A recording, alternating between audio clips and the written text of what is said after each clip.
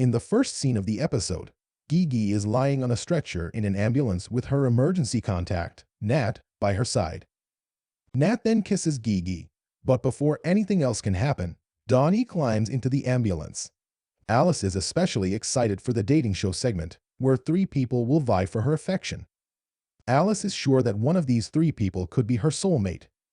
Taylor, who is portrayed by Joey Lauren Adams, is introduced to us as Alice wanders over to the coffee cart. Taylor has a cute voice and may be pretty, which attracts Alice a little, but Taylor is too engrossed in her own normality to see what Alice is discreetly putting down. She is told to stay by Alice. Finley opened her laptop at the Dana Fairbanks Memorial Tavern but hesitated to submit her filled-out application to the California State School of Hospitality. By appearing with an invitation to the bar, Shane prevents Finley from taking this action. Tess is miffed because Shane is leading tomorrow's planned demolition. Finley urges Tess to join her in the wall smashing, but as she hits the wall, she breaks a water line that was concealed beneath the drywall, causing water to spill out. Shane uses her own body to try to stop the leak. Tess complains to Shane that she will now have to miss Alice's show in order to wait here and wait for a plumber, oblivious to how beautiful she looks in her muscle tee and sledgehammer. Tess and Finley can take care of it, according to Shane, so there is no need for her to wait for the plumber. They got into this situation in the first place, according to Tess, because they did it. She will move out of Tess' path, according to Shane. Donnie is getting set to leave her girlfriend to plan the Alice show's 100th episode when Nat, who has supposedly been asked by Gigi to help her get ready, arrives at Danny's apartment. Nat's entrance has plainly annoyed Donnie, and it is quite disconcerting that she was not informed of this arrangement. Nat shrugs it off, not wanting to stir up trouble. Honestly, it was nothing, she says. Right?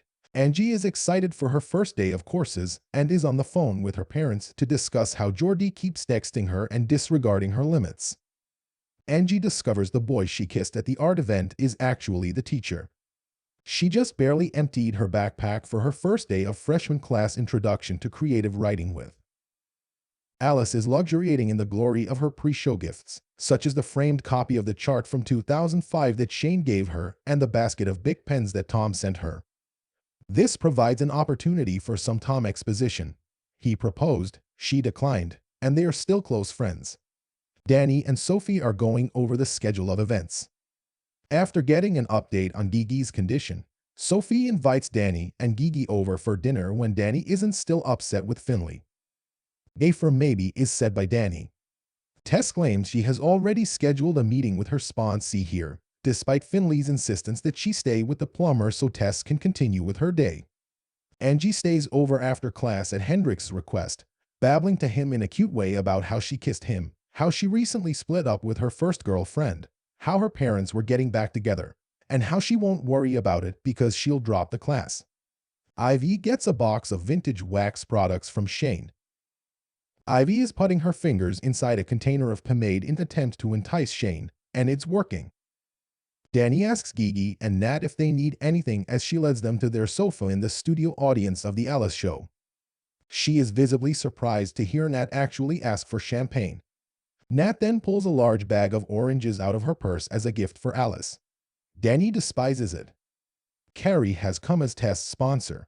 After a melancholy brought on by Bet and Tina's reconciliation, Carrie informs Finley that she reached her lowest point and that Tess is now her sponsor. She also needs to use the restroom, so she goes to Dana's and crashes headfirst into the bathroom door as Misty the plumber is leaving. Misty fixes Carrie's wounds. When Finley stops by to inquire about the holdup, Misty informs her that there is no toilet paper in any of the restrooms, which Finley promptly admits was undoubtedly her fault. Nat is making an effort to relax while drinking her champagne through a metal straw, but Gigi wants to talk about her post-crash vision. It is discovered that Nat and Gigi met when they were 18 and 19. Danny must assist Sophie because she is in trouble. "Why don't you keep tampons on you?" Danny queries. Danny looks into the audience from behind the curtain and observes Gigi and Nat holding hands.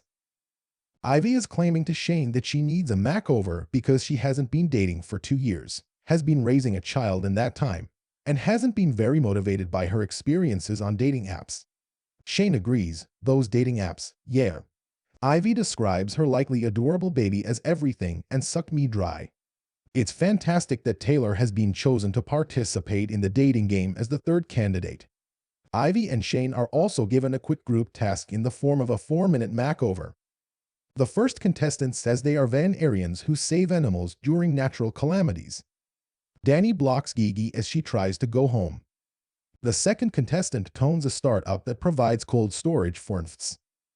On a first date, she claims that her most embarrassing moment involved passing out in the first car of a roller coaster. Taylor is completely camera-ready thanks to the magic Shane and Ivy are working on her backstage. Taylor claims to be from Normal, Illinois, and that this very second is her most embarrassing moment. When we get back to the Jenny Schechter Memorial, Finley and Carrie are still telling one other stories. Finley reveals to Carrie that she once relocated from Kansas City to Los Angeles and drank a bottle of Goldschlager.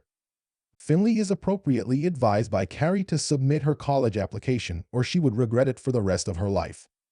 Finley notices the link after some amusing conversation between Misty and Carrie. Finley submits her college application as Carrie rushes out to ask Misty to marry her. Returning, Carrie declares that she has asked Misty out.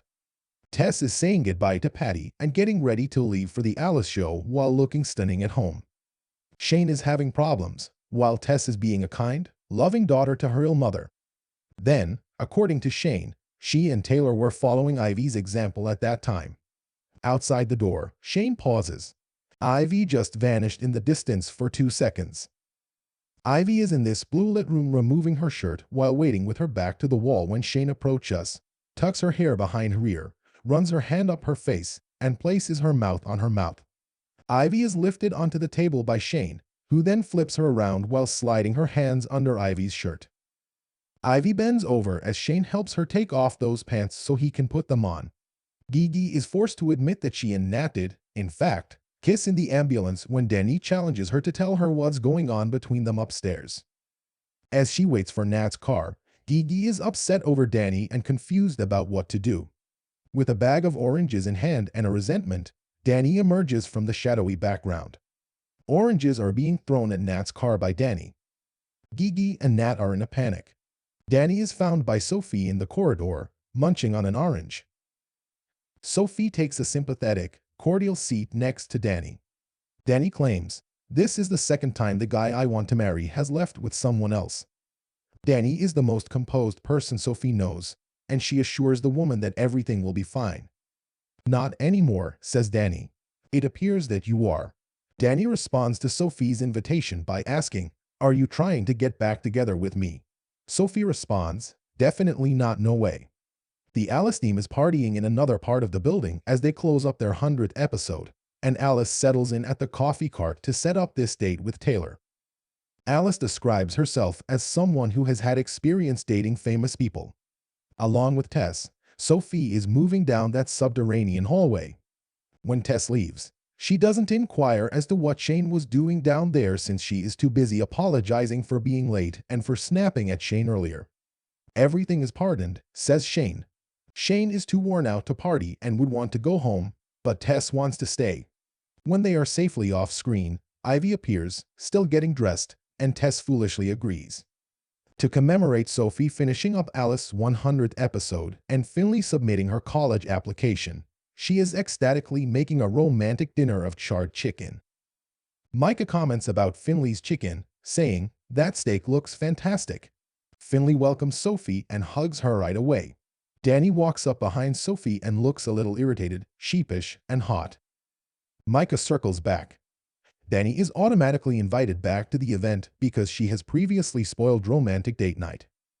They assemble around a table at a house where they formerly lived in a difficult situation, and now they must be ready to rebuild their friendships in time for Micah and Maribel to have a child that has to be watched.